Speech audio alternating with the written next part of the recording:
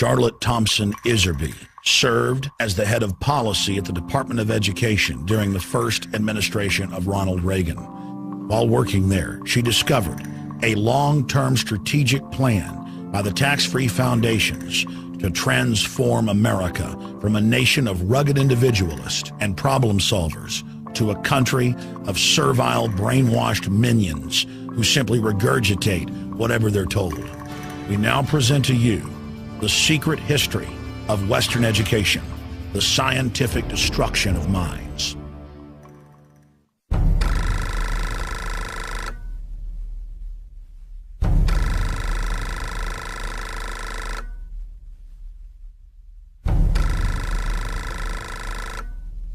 The minutes reveal that in 1910, the Carnegie trustees asked themselves this question, quote, "Is there any way known to man more effective than war to so alter the life of an entire people?" For a year, the trustees sought an effective, peaceful method to alter the life of an entire people. But ultimately, they concluded that war was the most effective way to change people. Oh, God. World War I, horrible war. Oh, God. I mean, made every other war look like nothing. They sent a confidential message to President Wilson insisting that the war not be ended too quickly. After the war, the Carnegie Endowment trustees reasoned that if they could get control, here we go, of education in the United States, they would be able to prevent a return to the way of life as it had been prior to the war. And they recruited the Rockefeller Foundation to assist in such a monumental task. Education should aim at destroying free will so that pupils are thus schooled they will be incapable throughout the rest of their lives of thinking or acting otherwise than as their schoolmasters would have wished.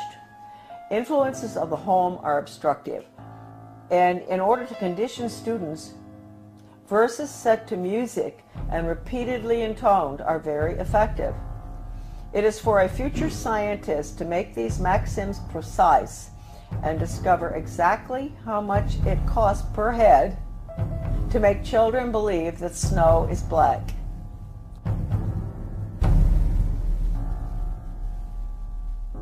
When the technique has been perfected, every government that has been in charge of education for more than one generation will be able to control its subjects securely without the need of armies or policemen." End quote. Young people cannot be trusted to form their own opinion. It's our job to tell them.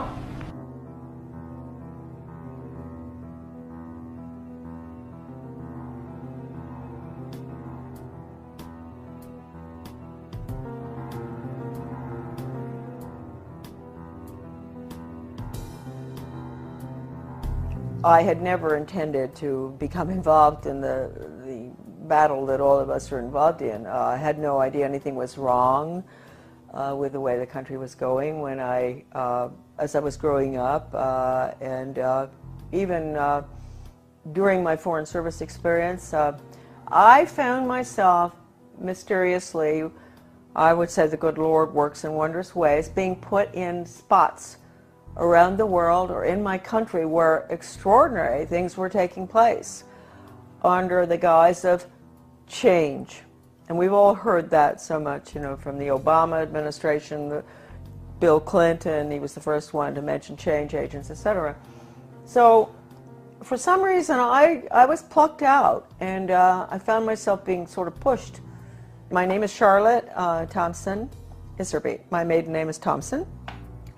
My husband, who I want to give great credit to at this point, was Belgian, from the Flemish part of Belgium. I met him, I'll explain that later, in Europe when I was working at the embassy in Brussels. Without my husband's help throughout the last 30 years, certainly when we came back to Maine, my work never would have happened. And he understood beautifully. He had been highly educated in Europe, and he understood the whole plan. In fact, about 5 years after we had come back to the United States, someone gave me Gary Allen's book, None Dare Call It Conspiracy. I was on the school board, and this lady called me, and she loved the work I was doing on the school board. Of course, nobody else did, but she said, I've got a book for you. She brought it down, and I read it, and I looked at it, and I thought, I've never heard of such a thing as this. I mean, this is a conspiracy to really take over the world. Thank you, Gary Allen, who's no longer with us. And so I said to my husband, good Belgian, well-educated, do you know about this? And so he took a look and he said, yeah, sure I know about it. I said, you know about this? You know about the Illuminati and the Bavarian conspiracy? You know about all this, the plan to implement a world order huh? And he said, well, yeah, I learned all that in school. And I thought, oh, okay. So thank you, Jan, wherever you are. I think that maybe you're very involved in helping all of us right now straighten out this mess. We go back. I was born in 1930. Yes, I'm getting there. My mother was from Virginia, a wonderful Southern conservative, wonderful gal. And my father came from Pennsylvania. He came from a family that in mining. And his father was a very recognized mining engineer who ultimately went out to South Africa and opened the gold mines. And my grandfather knew all these people. My grandfather was Skull and Bones. My father was a wonderful person. He was mayor of several towns on Long Island, New York, and in New Jersey, and he was a real constitutionalist. And somehow he was a member of Skull and Bones, but he didn't have anything to do with the power structure there, right? He absolutely nothing, although he did go to their meetings, and he went out to the island for retreats and all that stuff. He went to Bohemian Grove once. And so I grew up in sort of an atmosphere of, it was apolitical in a way, except for local politics, which my father was fabulous on. Anytime anybody did anything like wanted to break down local government or get rid of elected officials like regionalism does, my father would be right there with the Constitution. So anyway, I went to private schools, and I got out of prep school in Wellesley, and I decided I really didn't want to go to college. A lot of people thought it was a mistake. I wanted to go to business school instead. I was tired of somehow I had a bad feeling about things that were being pushed in the prep school. Like I was a member of World Federalists. I was falling for this junk. But somehow I didn't want to continue that. So instead of going on to Smith or Vassar or what, I went to Catherine Gibbs Business School in New York City. Wonderful, wonderful, difficult school. But I learned best grammar, how to write, accounting, shorthand, which came in very, very handy, I can assure you, especially when I was in the Department of Education. I got out, I graduated, and the Korean War was on. So I was very patriotic. My mother had always worked for the Red Cross. She was a volunteer during World War II at the mental hospitals, bringing the guys in from the war. So I heard a lot about the Red Cross, which is, I want to point out right now, changed enormously from that time. And I wish I could say it in a better way. I think it does very good work. But it's connected with all the other, non-governmental, non-profit groups, and they have all been infiltrated. I signed up for Korea, that's right, but they changed my orders. At the last minute, I went to Guam. I spent a year there. My next assignment was Chitose, Hokkaido, another air base, fighter base, I think. I finished my tour.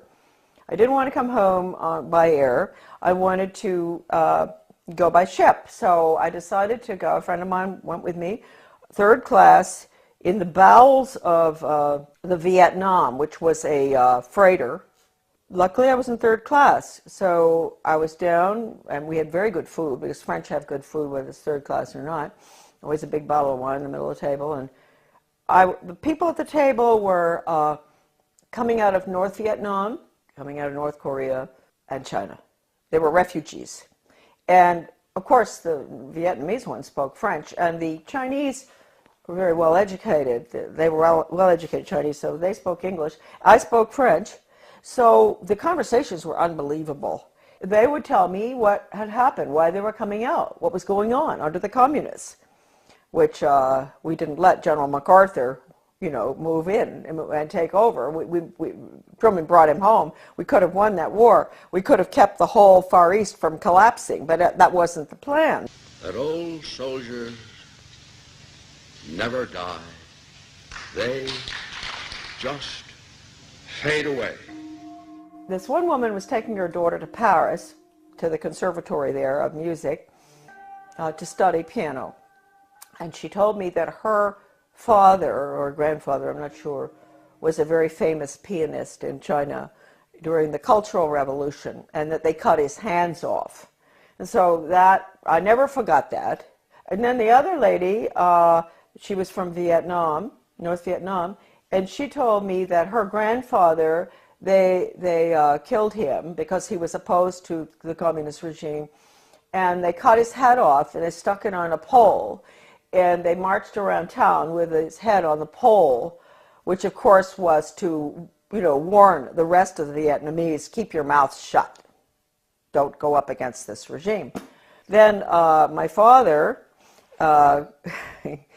he's a New York lawyer, an absolutely wonderful person, great sense of humor, and I know he's skull and bone, so we have to forgive him for that. But anyway, so he says to me after, I've been gone for 2 years, mind you. This is his young daughter that he cried when I left, right? What are you doing going abroad? So after 2 months home, he said to me, Shar, well, when are you thinking about moving on? And I thought, God, I've only been home 2 months. I've been gone for over 2 years, and they want me out of here. And I thought, well, I guess he's right. I better not hang around home forever. And so I went down to the State Department. I had all the background because of Catherine Gibbs. That's the best thing that ever happened. I had the credentials to get into the State Department to work for ambassadors, which I did, assistant secretaries. I worked in Washington in Soviet affairs, in Middle Eastern affairs when all the Suez Canal stuff and everything was going on. I took dictation from John Foster Dulles. I'll never forget once when he was this was really during the tremendous problems with the Suez Canal and everything, and he had Golda Meir and the ambassador from Israel, to the United States there. This is so funny because I was taking shorthand, and so all of a sudden someone kicks me under the table. Golda Meir, she's kicking her friend, the ambassador of the United States, whose name I can't recall right now, and kicked me instead. And I said, oh, gee. And she said, oh, I'm so sorry. She said, he's dictating too fast. He's a very good friend of hers. Dictating too fast. There's no way you can get it. So anyway, those are little funny stories about the State Department. But anyway, and then I was in Soviet affairs. I saw very strange things there. I went to South Africa. I worked for the ambassador in South Africa. Fascinating, because my father and my grandfather actually had lived in South Africa. Then I got sick and I came back to the States, and then they assigned me to work for Ambassador Douglas MacArthur Jr. That's the nephew of the general, and in Brussels. He was a wonderful man. He was not easy to work for, but he was a wonderful person, good American. And that was at the time, again, you see where these things kept happening in my life. This was the Belgian-Congo crisis, and in Katanga. And I was there. I saw all the cables coming in regarding the UN troops and how they were raping citizens and nuns, and people were dying and all. So I was there in Brussels. Here I'm learning, Charlotte's learning, that the UN isn't what people think it is. And all these cables coming in. I meet my husband. I meet him on a train going skiing. That's how I met my husband.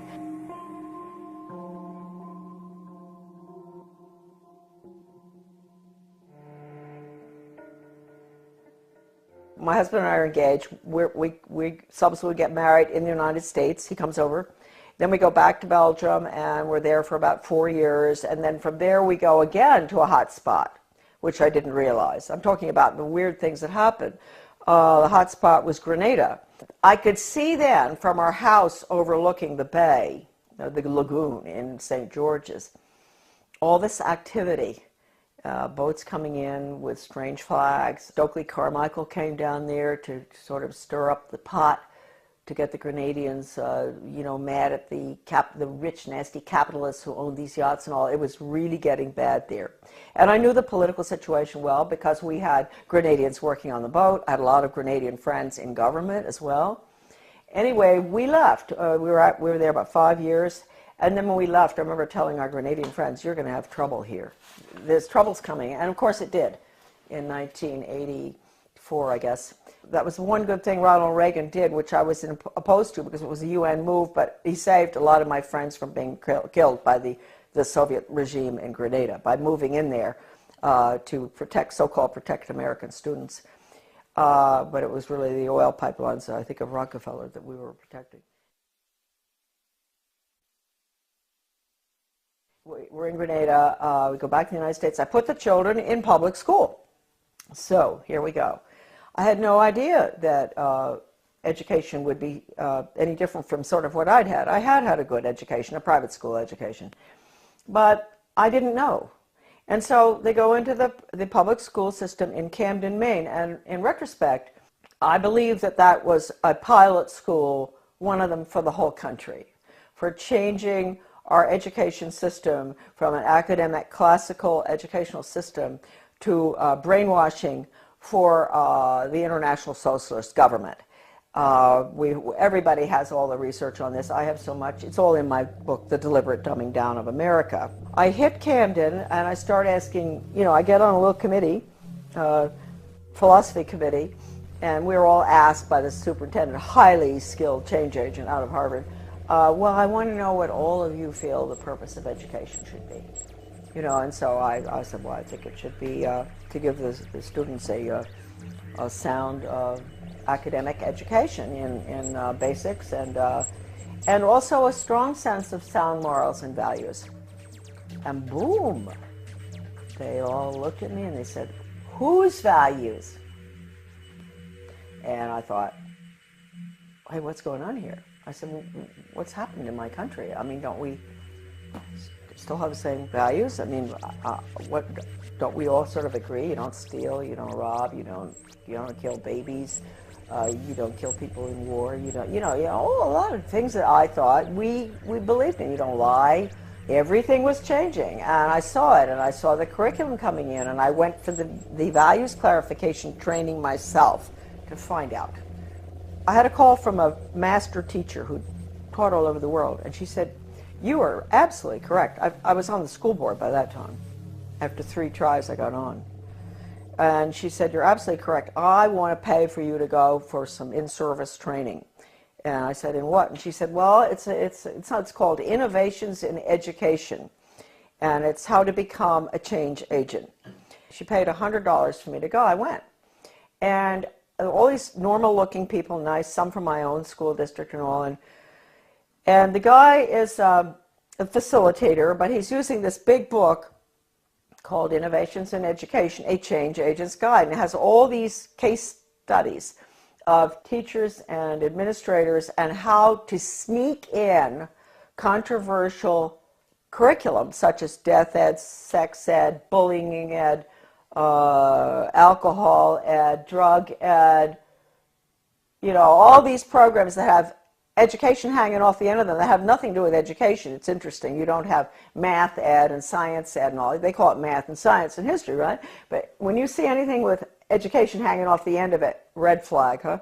In that training, he taught us how to identify resistors in our community. And they were the people who were smart, who knew that these programs were designed for nothing other than to make children engage in sex, to drink, to take drugs, to do all the things that the parents were being told the programs were to help the children.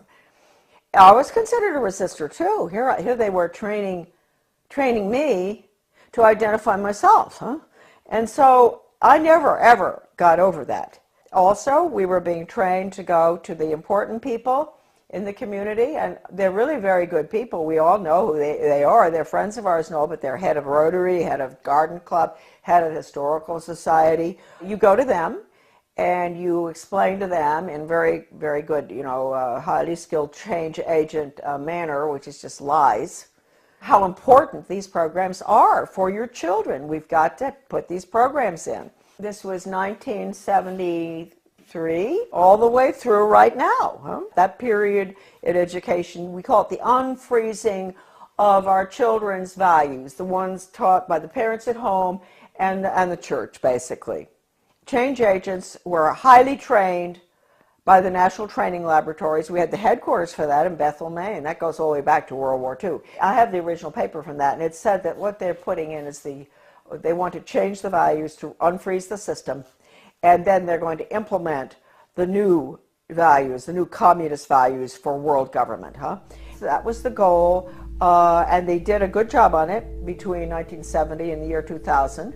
And now the values, as we can all see, people are saying, oh, well, we've got to be tolerant, there are no absolutes anymore.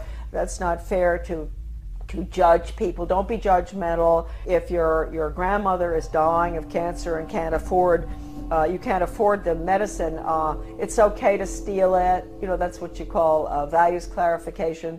With the education for a planned economy, using workforce training, identifying children at a very early age, what they're going to do the rest of their lives. It's the Soviet planned economic system, starting as early as first grade. That's being put in now under the guise of school choice, charter schools, and using the performance-based, outcome-based Skinnerian Pavlovian method with a computer. Pavlov, interestingly enough, was a Russian. People think that he invented operant conditioning. He didn't. He went to Leipzig, Germany, and he studied under Wilhelm Wundt in the 1800s, mid-1800s. Wilhelm Wundt was a philosopher, German philosopher, who was involved in trying to figure out how you can get people to do change, understanding the psychology, what makes people click, how you can get them to do what you want them to do, etc. And he became very frustrated with the inability to change people's behavior and their views and everything, doing the traditional way, lectures and this and that and all, and discussions and all. And finally, he realized that what he was dealing with was the human soul. The soul is a very difficult thing to track. It sort of floats all over the place, and it rebels, and it doesn't, it's independent. And so he came up with a scheme to attack the nervous system. That's really what it is. It's neurological.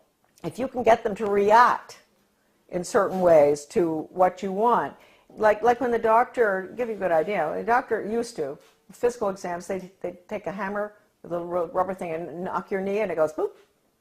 So he figured, well, you know what? We can operate on that thesis, where we attack the nervous system, and it's a stimulus-response thing. So you have to provide the stimulus in order to get the response. Well, if it was dog training, the stimulus would be a dog biscuit or something, and ultimately, when the dog sees you taking the biscuit out of the box, he's going to do what you want, right? And so it's really pretty simple. I had never gotten involved in having to figure it out until a very good friend of mine, a teacher in Arizona, had to go through the first program that was brought out of 1965. One of the first ones, it was called Mastery Learning. And she quit education when she went through the training. She said it was so sick. And she had papers from doctors and all saying it even makes children sick. And I met her when I went into the U.S. Department of Ed, because I found her correspondence came to my office, and it was referred to me. And that was how I met her. And she was the one who educated me about operant conditioning and how awful it is. I mean, it can absolutely destroy free will. We had free will until we got to the computer.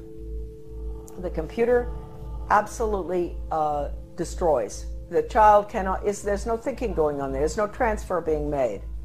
And you've got to understand that. All the documents in regard to this by people, not myself, by educators who have been trained in it, are in my book.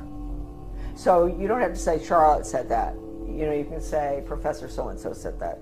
I have one incredible paper in the back of my book by a leading educator written in the 60s that I managed to get. It was attached to the Project Best application for funding that I talked about, the one I got fired for. And that paper talks about the need for computers and how wonderful they're going to be and all. But he says, if you don't agree with the message morally and ethically that's going on to that software, Do not do it. And that's coming right out of the mouth of an educator involved in it. He says, you have to have a conscience, because that software is so powerful that no matter, you may think, oh, well, the person on the other end, you know, he can do what he wants and make up. No. Once it's in the software, and once the child is clicking away on the computer and getting the little happy face as the reward, that's what happens. We all know that feeling when we get something good on the computer. He's not going to ask any questions. That's it. Finished. And it can bring the student to a certain totally opposite position in their thinking using Socratic questioning. So it's very dangerous. I can't tell you how dangerous it is. I mean, how dangerous is a method that can actually change, actually destroy one's conscience. That's bad news. And we were all softened up, and that's what we're looking at today. Now, the refreezing has to take place. The refreezing is going to take place with the use of the computer. Schools will be bookless. They are already some of these programs coming in. So anyway, I was on the board. I saw that. I went for the retraining. Then I got off the board, and I formed with Bettina Dobbs of Maine, a wonderful teacher and a nurse. We formed something called Guardians of Education for Maine. And we were in business for about 15 years. We did a lot of very good work. In 1980, I went to work for Ronald Reagan, and I worked there for 2 years until I was fired. Right?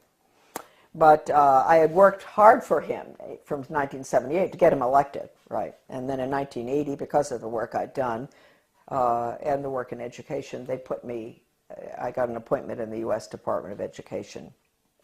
Because the people in Washington, with the conservatives, they were good back then. They're not anymore.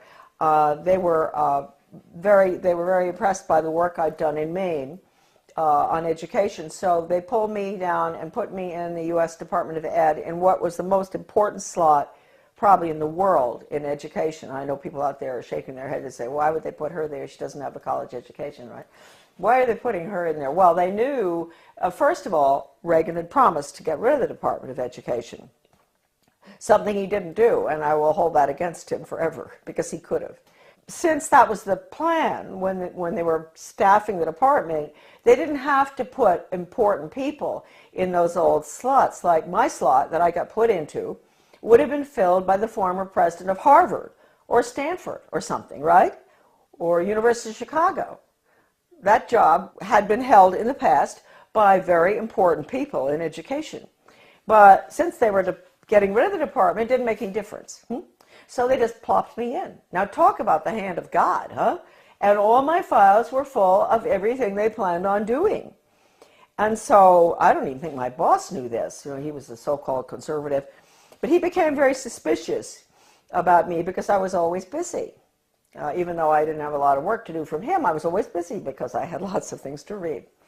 And I would stay after work. I'd stay until 2 a.m. in the morning. When everybody was gone, I'd get into everything.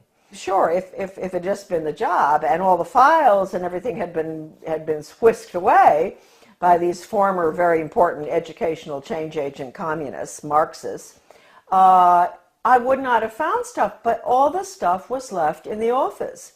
What I saw was so depressing. That's hardly the word. I mean, this was the education of Charlotte.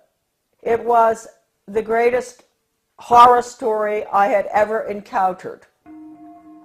And at one point, he sent me, he wanted to get rid of me out of that office. He sent me up to the National Institute of Education, which is where all the research is performed.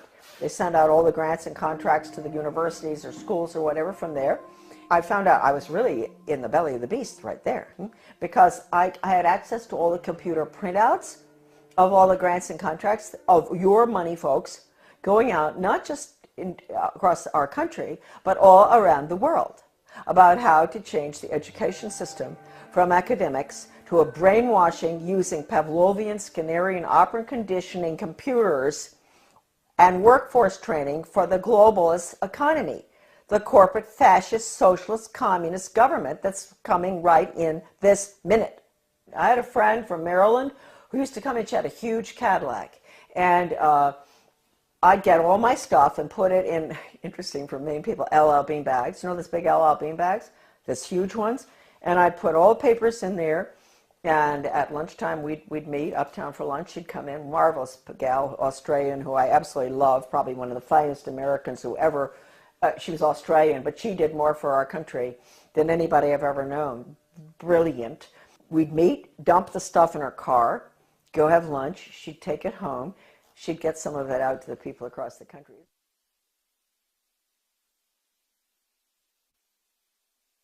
Really marvelous. Well, once I had these two big bags, and two of these major change agents at National Institute of Education, they were coming down. I was going to the elevator, and they were walking down, and I thought, oh no, you know, I've got to get out of here. So I had to go in the men's room and hide.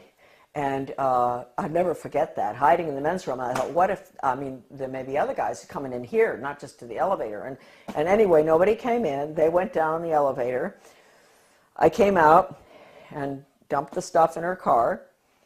It was not a really exciting job. It was mainly to see if the universities, the schools, the different entities across the country that were getting money, or around the world, from the taxpayers, that they were getting their quarterly reports in on time.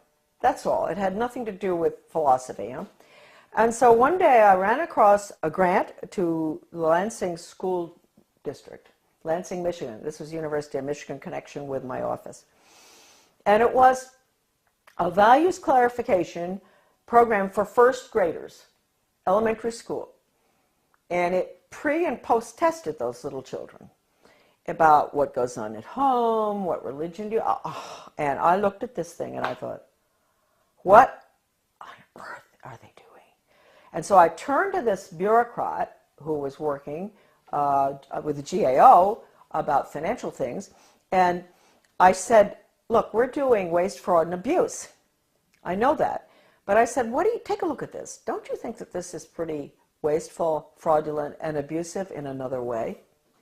And so he took a look at it and he said, oh my Lord. He said, this is horrible. And really nice guy, bureaucrat, Washington. People sometimes get after all the bureaucrats. They're not all that bad. Some of them are just like us, and they care. And I said, well, look, you know, I'm only meant to be here 2 weeks, but could you give me extra time? Because I want to go through all these grants and contracts. And he said, you can have as much time as you want. So I spent 6 weeks up there going through all the stuff. And I can't tell you how horrible. First of all, even if you don't care about children, you don't care about education, you don't care about your country, you don't care about anything, people? Are there people out there who don't care about anything? They do care about their wallet, huh? You should care about this money that has been spent in the name of education. It's total brainwashing. Anything coming out of Washington is a total Marxist brainwash. And Marxism is the world of the future unless we stop it right now. I'm fired for leaking one of these documents to Human Events. It was the one that put technology into, with the computer on, with the curriculum on it. It was a grant going out to every single state with the computer curriculum for the state. Can you imagine, designed by Washington and all the different government education associations. And within that big paper that I found, Better Education Skills Through Technology was called, Project BEST. I found this one paper, this was sort of a draft, and it said, what we at the federal level can control and manipulate. That's a direct quote, colon. And then it listed, this is for us at the local level because we don't know how to run our own laws, and the state. I get fired. Then I write the president, I write Reagan, and I tell him what's going on in the department. And I said, you would be shocked if you knew. This place has got to be shut down, etc.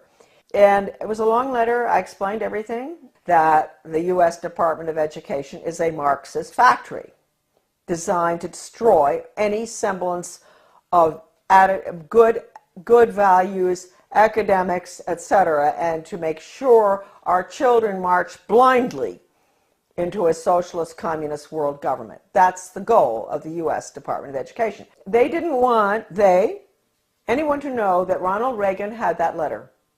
So I never got a reply. I tried to. I called Ed Meese. I went home, called Ed Meese, who was the chief counselor or whatever in the White House, and I said, I want to talk to you all. I want an answer to that letter.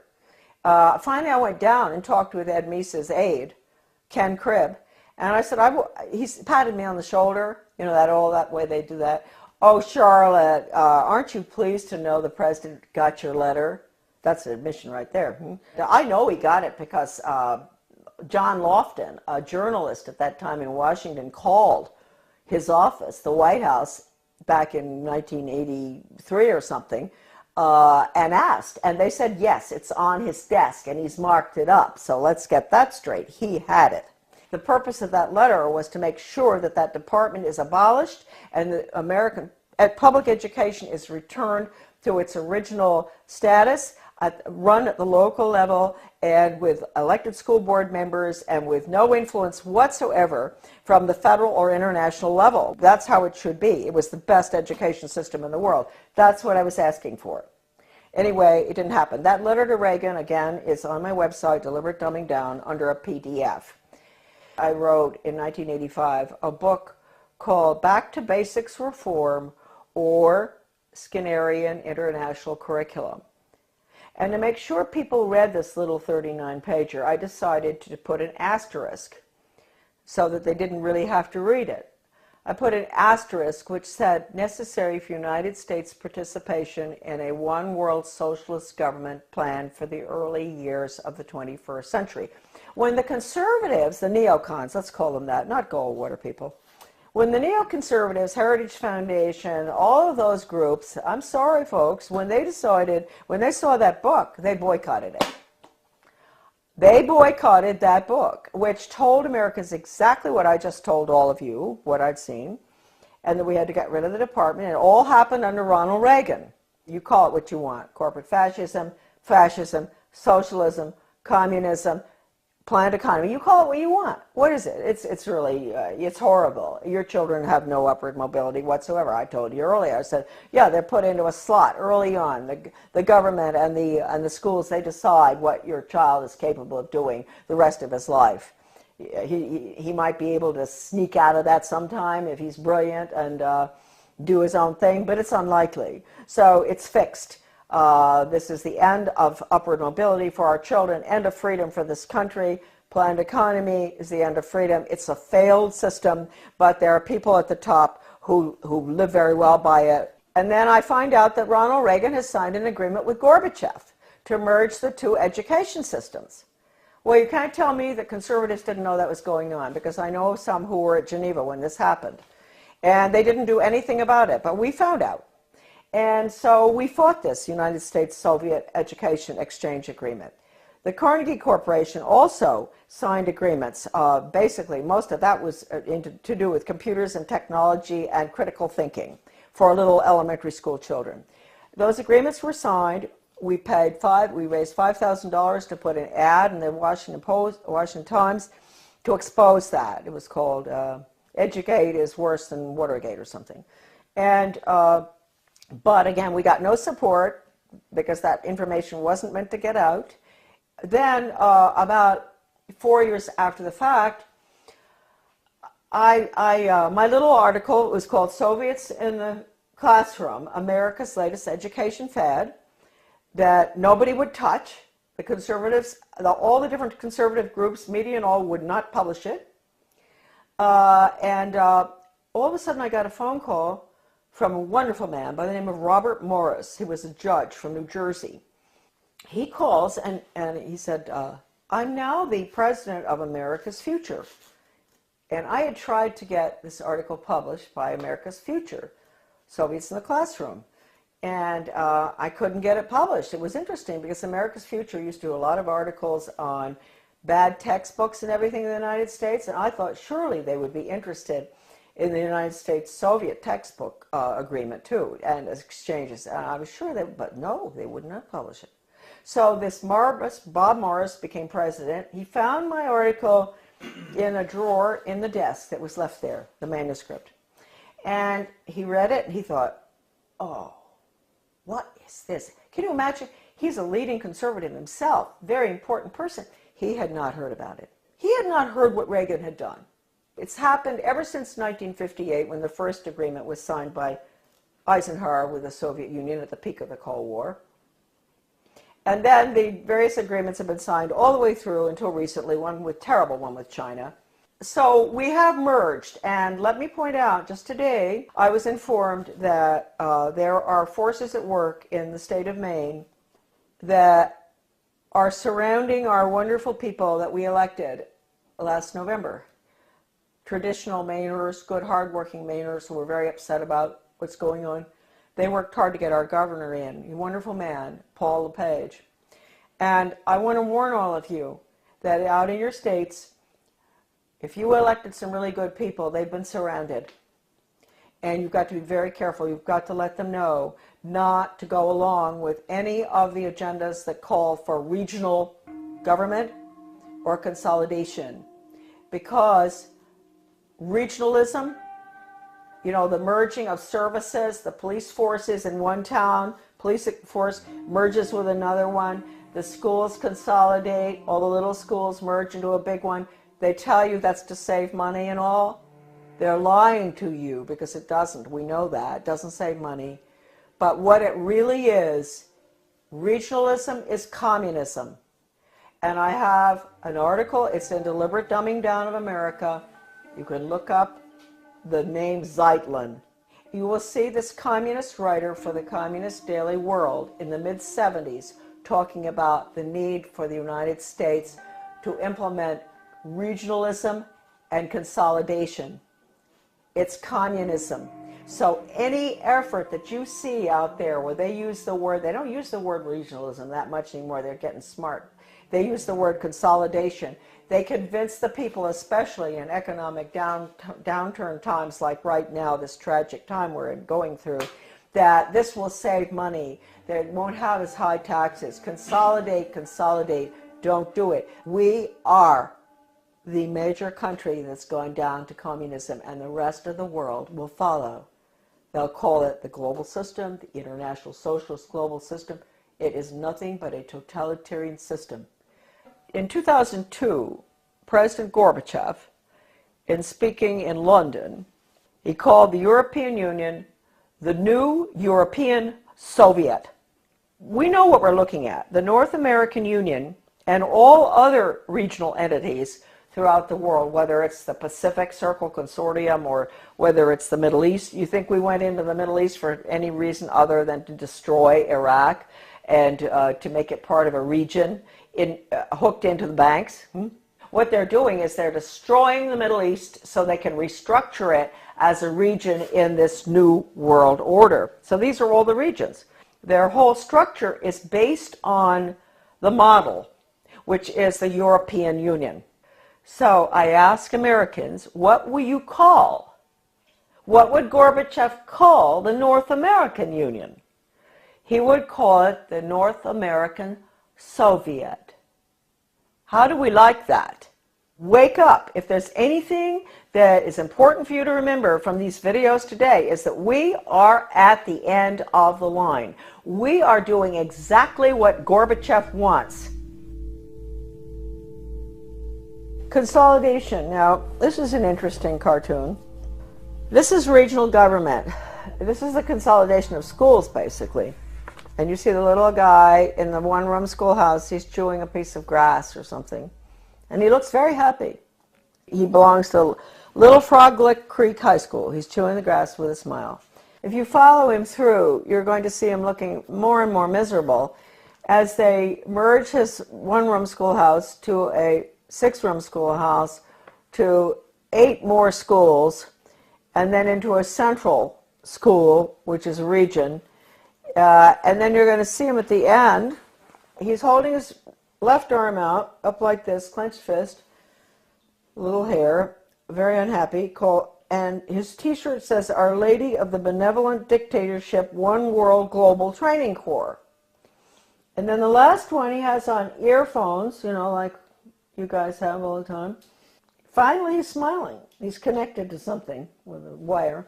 And it says, Interplanetary Carbon Unit Reprogramming Pod. Well, I saw that in a very liberal left education journal called Phi Delta Kappa. Many people will recognize that, 1983. The title of it is Consolidation, going from the small school to the central regionalized school, and which is what regional government is all about. And you know, you can get rid of all the parochial views that the children have in the little school, where the parents can go, you know, school board meetings just across the street, the school, and all the parents know each other, the teacher, you know, it's a lovely atmosphere.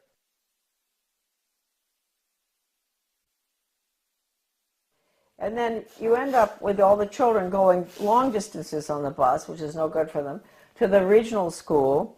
And then you have country boys and girls who are being mixed with city boys and girls. So then they get into the drug scene. So we've seen with consolidation that the test scores go down, the drug problem gets worse, the cost of education increases, although they tell you that consolidation is to make it cheaper. A lot of people just don't understand the word consolidation. Consolidation is consolidating all the services together under the guise of this is going to be cheaper for you. But in the process, what happens is you lose all your elected officials because all of these entities are being merged. So at the local level, you don't have any representation anymore. And ultimately, you spend far more. That's the whole restructuring of our constitutional form of government, is being thrown to the wolves in favor of this regionalism and consolidation system in every area. Education, you know, government bureaucracy to make things cheaper, you name it. Planning, the word is central planning. That's the Soviet system, central planning, regionalism. No matter how beautiful everything looks outside, no matter how good those restaurants are in your town, or the good funny movies, or the whatever, no matter whatever beautiful things you see in your life and your family, etc., folks, it's curtains. October 24, 1975, the World Affairs Council of Philadelphia issued a Declaration of Interdependence, written by well-known historian and liberal think tank Aspen Institute board member Henry Steele Commager. This alarming document, which called to mind President Kennedy's July 4, 1962 speech calling for a Declaration of Interdependence, Kennedy, was written as a contribution to our nation's celebration of its 200th birthday and signed by 125 members of the U.S. Senate and House. When in the course of history the threat of extinction confronts mankind, it is necessary for the people of the United States to declare their interdependence with the people of all nations and to embrace those principles and build those institutions which will enable mankind to survive and civilization to flourish. 2 centuries ago, our forefathers brought forth a new nation. Now we must join with others to bring forth a new world order. We affirm that the economy of all nations is a seamless web, and that no one man can any longer effectively maintain its processes of production and monetary systems without recognizing the necessity for collaborative regulation by international authorities. This little blue book is called Conclusions and Recommendations, and it has a weird title, and you'd think it only deals with social studies, but it doesn't. It's the report of the Commission on the Social Studies. It was funded by the Carnegie Corporation, and the book virtually recommends that the curriculum all be geared towards the Soviet system, internationalism, planned economy, etc. It's been referred to by a leading British professor of British socialism as a plan for a socialist America. This book is at my son's website, AmericanDeception.com, thank heavens, because this is the only copy that exists in the whole world, right here. All right, so that's dated 1934. And And what they're doing there is they're really talking about putting in a planned economy. So that's what we're putting in right now with the program that's just gone into our little school in Dresden, Maine. We've put in the Di Lorenzo Reinventing Schools plan, which I said earlier, your children will be graduating at 14 or 21. No grades, no ABCD, no kindergarten through 12th grade, because it's going to all be workforce training, and the curriculum will be based on the Malcolm Baldrige Total Quality Management Award that has only in the past been given to Cadillac and Hilton Hotels and things like that. The Malcolm Baldrige National Quality Award gets results. We're not there yet. We're continuously improving, and it's something that is so deep in our organization that the concepts and principles of Baldrige will be applied forever here. So this same Carnegie Corporation in 1933 instituted the 8-year study, which went on until 1941. That's the Skinner method, performance-based, results-based. That's all what you can do, not what you know in your head. They don't want children to think or know anything, no history. It's what you can do for the good of the global economy. And the Education Commission of the States, a very important unconstitutional regional entity which controls education in every state as well, they had a little newsletter that I used to get. And one day I was reading it, and my eyes went down to the bottom of the page, and I said something. It said, outcomes-based education is, and of course I'd always been fighting outcomes-based education, and it said it was experimented with for 8 years in the 1930s and 40s by the Carnegie Corporation. It was called the 8-year study. So nothing's new, folks. If we think the outcomes-based education that which is the biggest dumbing down education system that ever happened with children graduating at 14, right? If we think that it's new, no. It came from the 8-year study, which again was Carnegie. Okay. Now Carnegie, we might as well mention this at the same time. 1965, the Elementary and Secondary Education Act, Carnegie was all involved in paying for the national assessment, which is all 60% politically correct. That's the test that all schools around the country have had to give for the past, ever since 1965. Now it is 60% politically correct. Your kids' ideas on global warming, sustainable development, a world government, the fact that the Constitution's outmoded, all that. So they paid for the national assessment. They were the ones instrumental in putting up the money for the Education Commission of the states in Denver. In your Senate Education Committee in your state, there's always going to be one person who is on the membership of the Education Commission of the states. So there'll be about 50 state people. So they get their orders from the Education Commission of the states. That's Carnegie, paid for that. In 1985, Carnegie signed an agreement with the Soviet Academy of Science.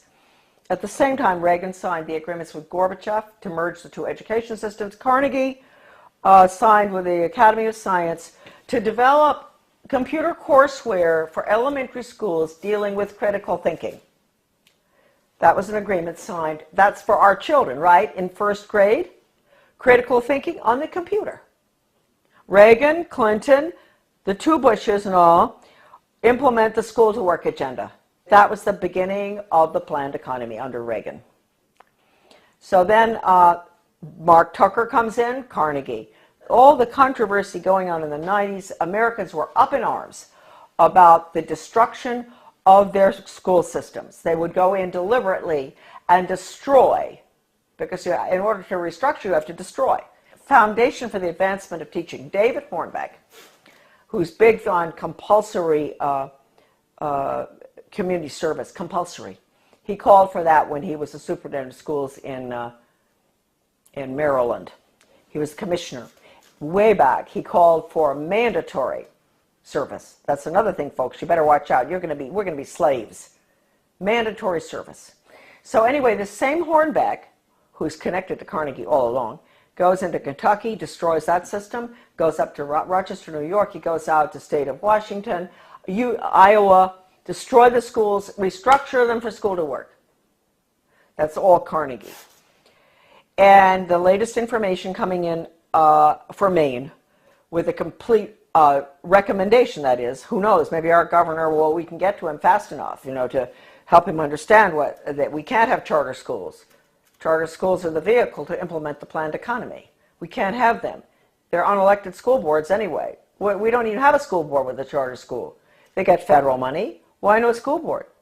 They get federal money, so we have to give the federal test. No charter schools, forget it. So all of this is coming together, coalescing at the same time. The 3,000-page hearings of the congressional investigation of the Reese Committee on investigation of the subversive activities of the tax-exempt foundations, I bought the only available copy in the country, 3,000 pages, from a really good friend of mine, a wonderful American. He had been offered any amount of money for that 20 years ago by one of the minions of the tax-exempt foundations. They did not want that copy to be floating around. The research director for those hearings, his name was Norman Dodd. I knew him.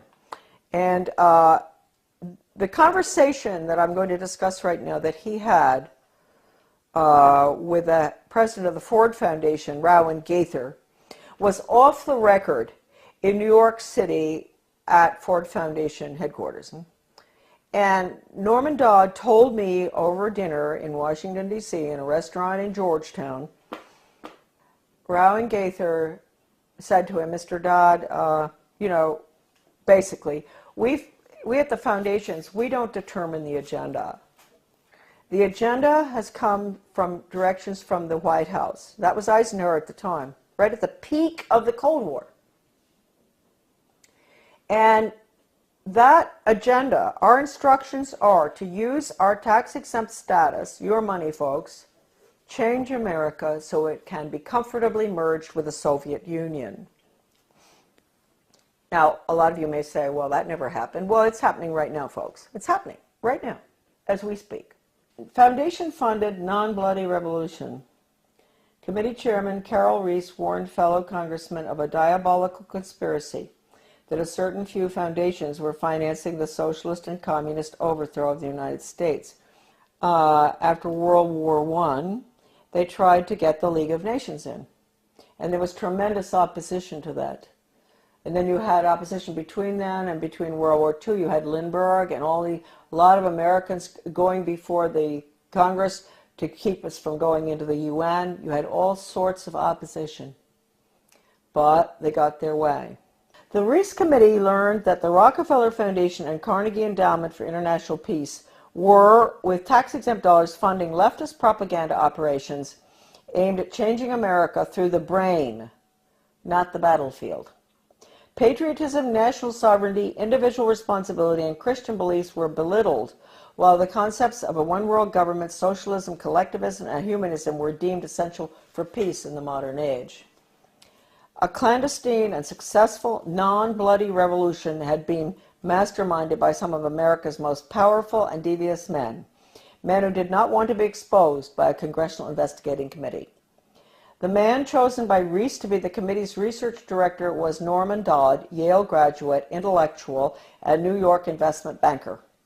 During this writer's frequent visits to Dodd's retirement home in Keene, Virginia, he repeatedly spoke, Dodd, of his conviction that justice demanded that those foundations should be compelled to spend a like amount of dollars to undo the damage they have done to America, end quote.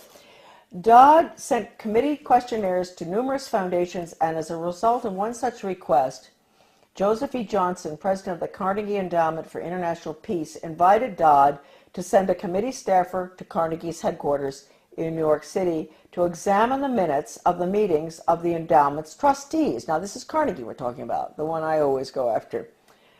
These minutes had long since been stored away in a warehouse, and obviously Johnson, who was a close friend of former Carnegie president and Soviet spy Alger Hiss, had no idea what was in them. Don't forget, Alger Hiss headed up the UN in San Francisco. He was the head of the whole thing, world government. The minutes reveal that in 1910, the Carnegie trustees asked themselves this question, quote, is there any way known to man more effective than war to so alter the life of an entire people, end quote. This is in the minutes. For a year, the trustees sought an effective, peaceful method to alter the life of an entire people. But ultimately, they concluded that war was the most effective way to change people. Oh, God. World War I. Horrible war. Oh, God. I mean, it made every other war look like nothing. Consequently, the trustees of the Carnegie Endowment for International Peace next asked themselves, quote, how do we involve the United States in a war? And they answered, quote, we must control the diplomatic machinery of the United States by first gaining control of the State Department. Now, don't forget, this is 1910. Norm Dodd said that the trustees' minutes reinforced what the Reese Committee had uncovered elsewhere about the Carnegie Endowment.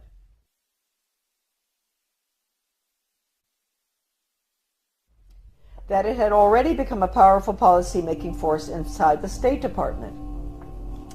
During those early years of the Carnegie Endowment, war clouds were already forming over Europe, and the opportunity for the enactment of their plan was drawing near. History proved that World War I did indeed have an enormous impact on the American people. For the first time in our history, large numbers of wives and mothers had to leave the home to work in war factories, thus effectively eroding women's historic role as the heart of the family. The sanctity of the family itself was placed in jeopardy. Life in America was so thoroughly changed that, according to Norman Dodd, quote, the trustees had the brashness to congratulate themselves on the wisdom and validity of their original decision, end quote. They sent a confidential message to President Wilson, horrible, listen to this, insisting that the war not be ended too quickly. Carnegie trustee Cleveland Dodge, one of Wilson's financial supporters, had direct access to the president, and as did Elihu Root, endowment president from 1910 to 1925. After the war, the Carnegie Endowment trustees reasoned that if they could get control, here we go, of education in the United States, they would be able to prevent a return to the way of life as it had been prior to the war. And they recruited the Rockefeller Foundation to assist in such a monumental task. According to Dodd, quote, they divided the task in parts, giving to the Rockefeller Foundation the responsibility of altering education as it pertains to domestic subjects. That was the Southern Education Board they set up. But Carnegie retained the task of altering our education in foreign affairs and about international relations. That would be UNESCO, UN, all that stuff.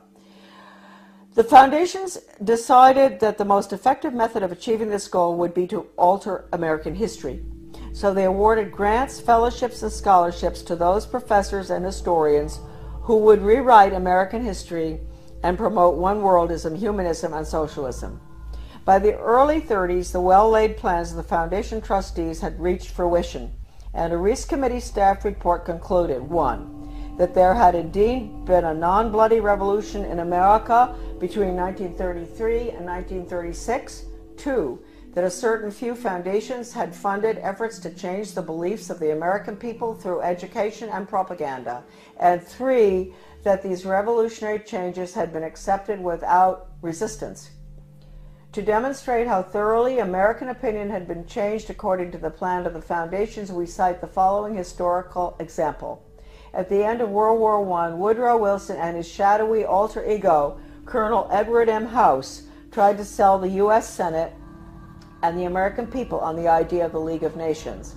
This was, of course, the first concerted international effort towards a one-world government. Wilson and House failed in their mission, but a generation later, after another great war and much re-education via college international relations clubs, international studies, educational grants, and the like, the Senate and the people readily accepted membership in the United Nations. Roosevelt's foreign policy advisor, Alger Hiss, helped write the UN Charter, in which the Soviet Union was given 3 votes in the General Assembly and the United States only 1. And then, before his perjury conviction for lying, that's Hiss, about his Soviet espionage activities, he went on to become president of the Carnegie Endowment for International Peace. Chairman Reese expressed justifiable rage when he described what was happening as a diabolical conspiracy. The conspirators had left little to chance. Those congressional investigations of the early 50s into tax-exempt foundations were mandated by the House of Representatives in a resolution stating, quote, "The committee is authorized and directed to conduct a full and complete investigation to determine which of such foundations and organizations are using their resources for un-American and subversive activities, for political purposes, propaganda, or attempts to influence legislation." Now, folks, I want to tell you the 3,000 pages of testimony, Reese Committee hearings, is at my son's website, AmericanDeception.com. The person I bought the hearings from, the transcript, was offered 20 years ago any amount of money for that 3,000 pages. The foundations wanted it back. It was the only copy left available. And he would not sell it to them. So my friend sold it to me.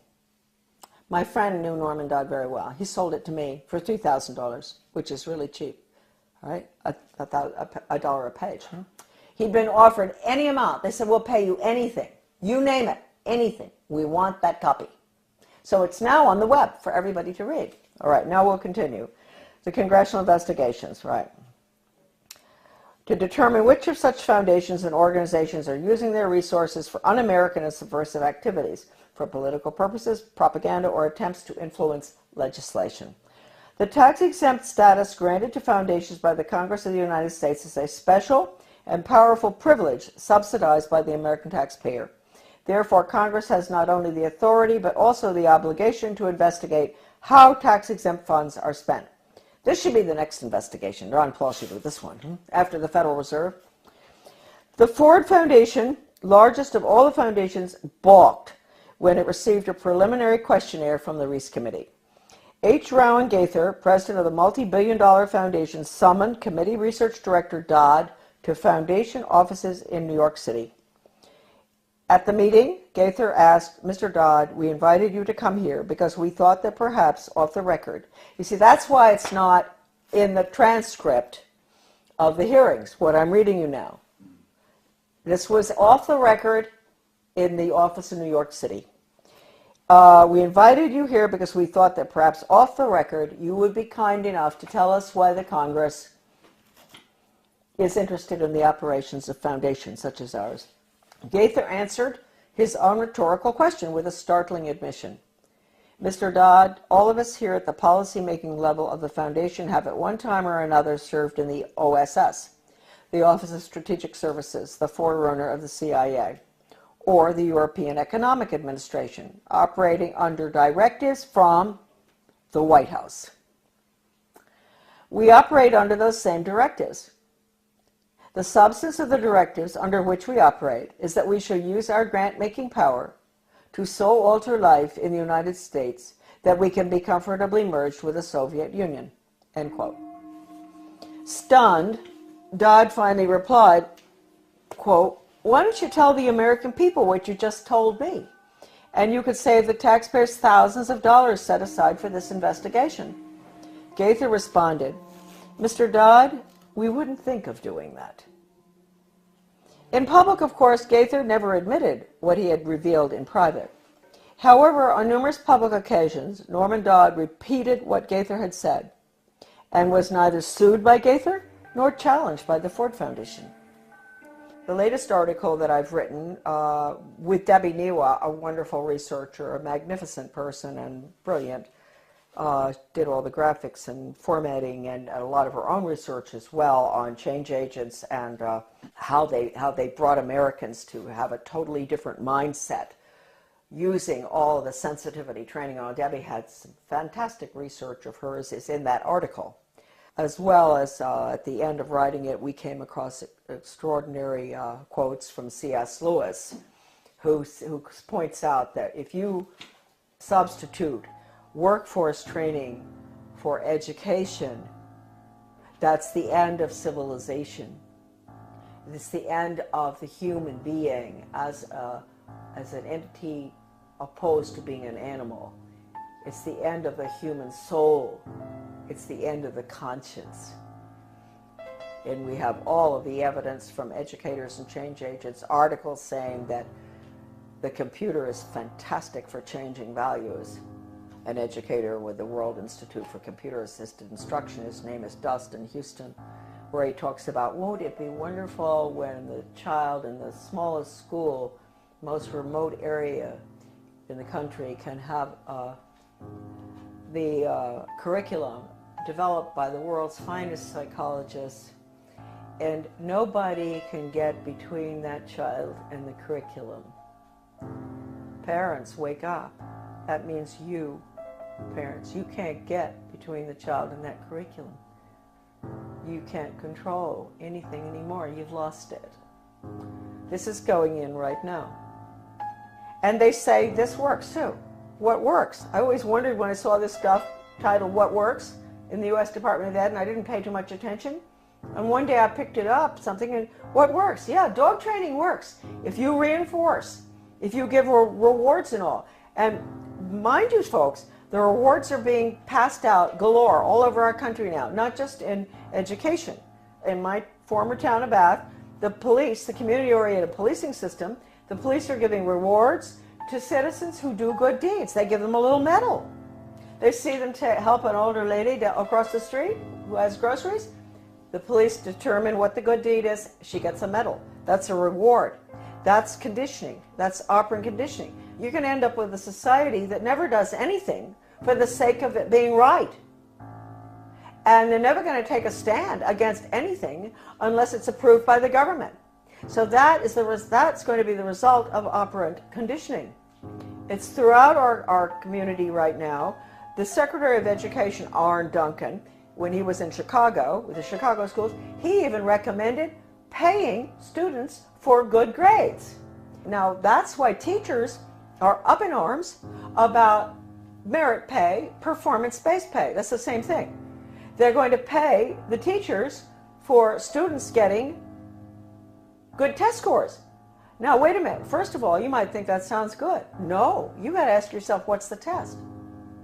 It's hard to believe that anybody would deliberately do this to children, but they are. They're evil people, and their agenda has been evil ever since this book was written. This is it. Proofs of a Conspiracy by John Robison, great Scottish scholar back in 1798. He was a Scottish Freemason, and he went to France and studied, French Orient Masonry, and was so shocked by what he saw, it was so much worse than the Scottish Rite, that he went back and wrote that book, which he actually did give a copy to George Washington. That book is like a global education textbook being used in the American schools right now. It talks about 1798. This is after the French Revolution. Get rid of royalty, get rid of religion, get rid of the family. That's basically what's in the book. They talk about dropping borders. Sounds just like a global ed curriculum. Turning the children against their parents. It's pure communism. That's why I say that now, basically, the only thing that we can do, certainly with education, which is being turned into nothing but corporate school-to-work agenda, using the Soviet-Cuban Polytech system, where they pull the children out, send them over to the cigar factory, at noon to learn how to make cigars. The same thing here. That's being put in. It's been in the works for 30 years. The nail is going in the coffin right now. It's coming out of Europe. It's the program that's going through Maine right now. It's called Reinventing Education. De Lorenzo. This is all in my article, The Death of Free Will. All of this documentation about the final nail in the coffin, which will be school to work across the board for global corporate profits. Our children are nothing but human resources and guinea pigs to be trained like animals. Animal training using Pavlov, Skinner, all of which was brought into the United States by, we'll get onto, the order at Skull and Bones.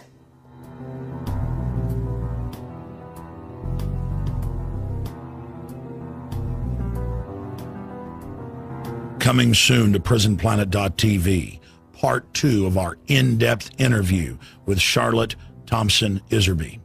We will expose the secrets of the Order of Death, publicly known as Skull and Bones.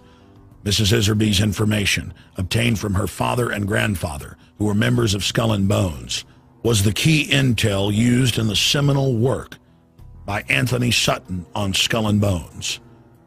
In part 2 of this key interview, Soon to be released at prisonplanet.tv, she will reveal even more information, some of it never before seen or released. Visit Infowars.com and PrisonPlanet.com. When you're on the site, you can also tune in 24 hours a day to my daily radio broadcast. There's also a free iPhone app to listen to the syndicated radio show when and where you want.